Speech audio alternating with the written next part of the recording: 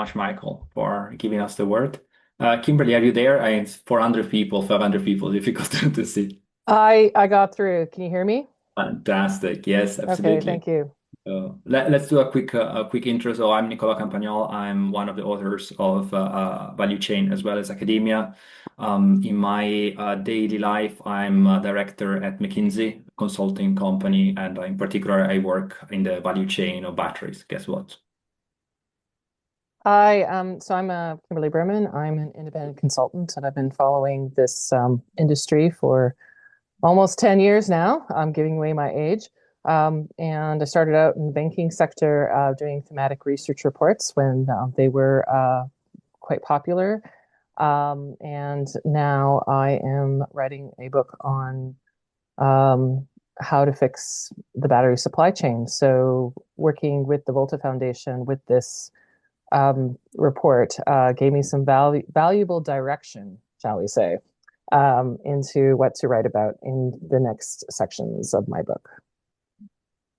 Very looking forward to read the book. So Oh, we're going thanks, to fly Nicolo. over we're going to fly over industry value chain, and then I will give a couple of words about finance. So one of the things that I often have to talk about is the huge oversupply that we have currently in the market. So this was a relatively small problem in 2020, and is becoming a massive problem now in 2025, and it's destined to remain such for the couple of years ahead, except if more capacity, especially in one region in particular, is going to be added. So if you compare in this graph, you can quite clearly see what is the demand. That's the stacked chart, and the supply globally is this gray chart. So that's a bit the situation.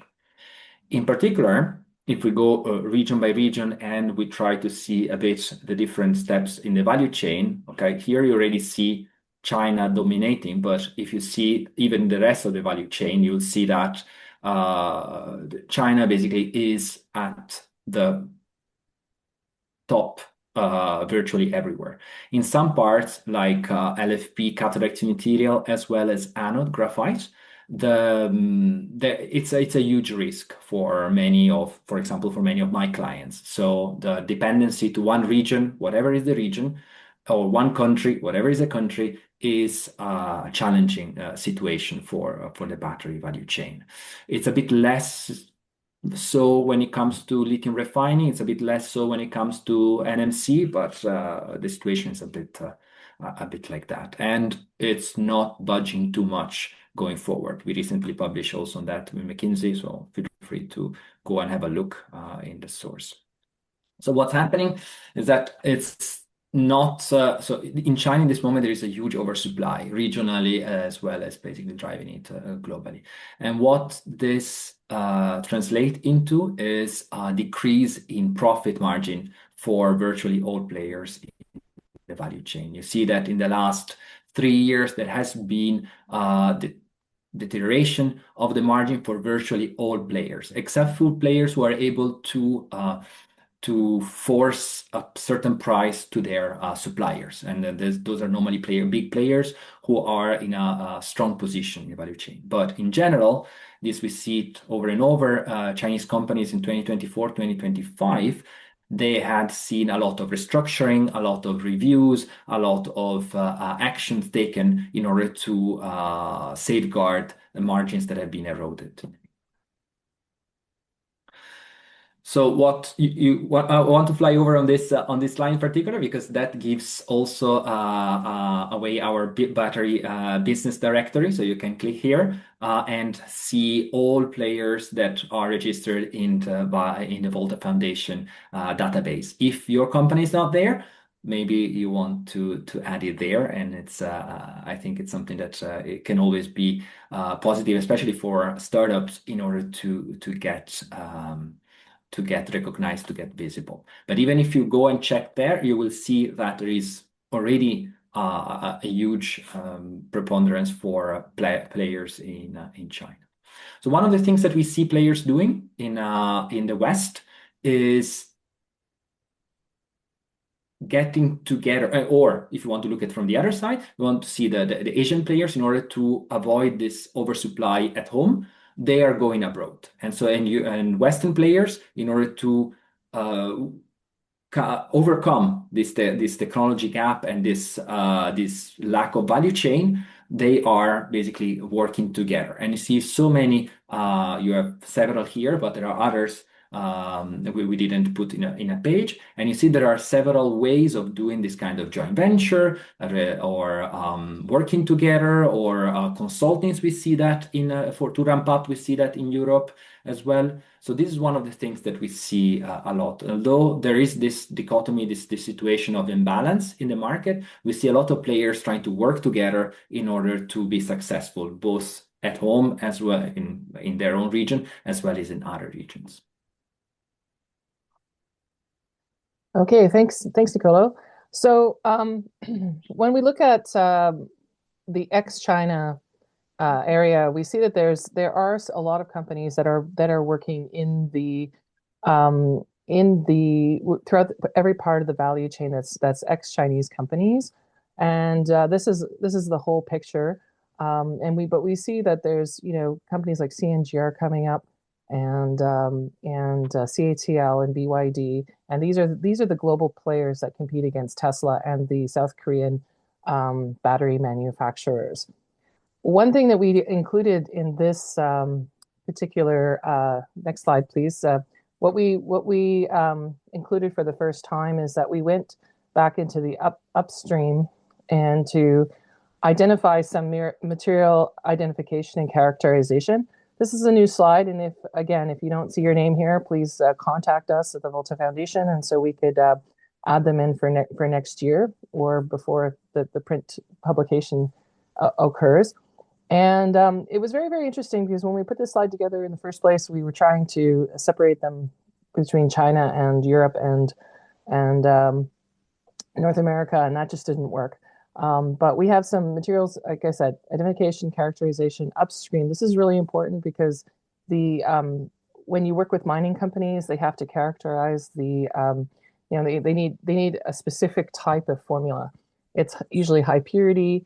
It usually has these companies, battery companies, will have issues with certain impurities, and they require a different quality. So every type of end user has their own specifications at times, and that complicates the formulas that mining companies use. And obviously modeling and simulation and battery testing, these are very, very important going forward, especially for quality control. So especially for auto companies and also BESS, they don't want to have headline fires, things like that could damage their brands. Next slide. So I love this slide in a lot of ways. This was done by Sam Adam from CRU. Shout out to him. It's because there's a slide in the presentation that was added at the last minute that sort of talked about how different it is in the U.S. And so in Europe there's a national policy. Each country has their national policy, and it's pretty straightforward. And in the US, it's all by regions, it's all by counties, it's all by, you could be in a regulated state and then be part of a market, a regional market, and everything can be very, very confusing. And I found that energy generation power companies, they tend to just really focus on their market. And when I ask them questions about federal policy or any other state policy, they're just like, you know what, we have enough to deal with just handling our own markets and what the nuances are in those own markets. And so that alone makes this slide pretty big, because all of a sudden you might have an order, they don't have the order, then a power company didn't get their rate case, and so now they can't fulfill the order that they thought it was. And it very much is an up and down cycle in order to get these BESS installs. Next slide, please. So what we've seen in the, normally I wouldn't actually put this in this slide in there because, there's consolidation, acquisitions, that's very, very important. However, like Tesla's always been an active in acquiring small startups to add to their repertoire, for example, many years. But what we're seeing in the last year is that mining companies are now acquiring lithium companies like Rio Tinto, Glencore acquired bankrupt Lifecycle, ExxonMobil for starting to take on some production capacity from superior graphite, just to do artificial Chevron and ExxonMobil to do artificial graphite. And the U.S. government is also taking some stakes into mining companies, into raw material producers at the extreme upstream level. So this is all a change that needs to happen, just because, as Nicolo pointed out before, the U.S. China owns all of the production, processing of all the high purity products that are needed, and including black mass. A lot of the black mass that's recycled goes to China to be processed and then comes back. So what we're seeing now is that this is a necessary step to take hold of bringing back some of that processing here. It'll never be the processing part will never be it'll never be the sole sourcing of this raw materials, but it definitely will be something that will be a trend in 2026. So what we have here is we also have the last two. In the interest of time, we'll fly over these ones, but there's some interesting case studies on how what about with the bankruptcies, and Northvolt obviously has had a huge impact on the industry outside of China. Back over to you, Nicolo. Thank you. So now let's talk quickly about finance and the situation in terms of financing. Well, there are a lot of startups in the Volta Foundation books, so I think it's nice to talk also about that. So situation is that overall, as funds closed, right, there was a contraction in 2024. But if we consider both infrastructure as well as VC and other source, we see 2025 actually went up. Okay, that's a bit in contrast to what we published recently for another article for the Volta Foundation, where we saw a decrease. But if we actually include also infrastructure, you see that there has been a shift. So investors tends to invest more downstream, to more mature, to more secure, more mature basically project versus more upstream and VC type of investments, or hype kind of investments, as it was 2022. And some of the cases we were talking about before are one of the reasons why there is less excitement from the PEVC community versus the infrastructure community to invest in the market.